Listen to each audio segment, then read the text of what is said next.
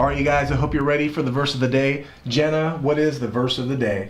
I'm glad you asked. Yeah, guys, so the verse of the day, or the verse that we feel like the Lord has really laid upon our hearts to share with you, it's actually in Proverbs 13:12.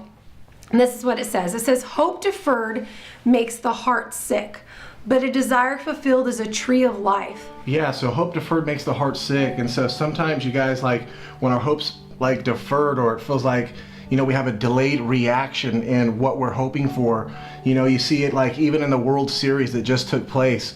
You know, you have both teams really hoping and really wanting and desiring to win the World Series. You know, and at the end of the game, only one team wins.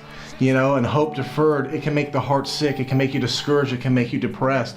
And I know we're just talking about MLB or Major League Baseball and stuff like that, but I know as those guys walk off the field, the ones that didn't win, gosh, man, I know that it's heartbreaking, you know, but the rest of the scripture says that actually a dream fulfilled or a longing fulfilled is like a tree of life, you know, and when you see like the Astros and what happened when they actually won, man, they're celebrating, they're going crazy. And I know this scripture right here, what I'm trying to do is bring it into modern day terms. Like, break that down for us a little bit. Yes, I don't know about sports, but I do know about figure skating, and that is a sport. I don't know about MLB. But anyway, so what does that mean? And the author who wrote this, who wrote Proverbs 13 verse 12, it was actually King Solomon. And if you know anything about King Solomon, you know, he was the richest man. He had everything he could have ever wanted. And God said, hey, what do you want? And he said, wisdom. So the man, you know, the modern day man today who has all the money in the world and has all the wisdom. I mean, this guy, this king, he wrote hope deferred makes the heart sick.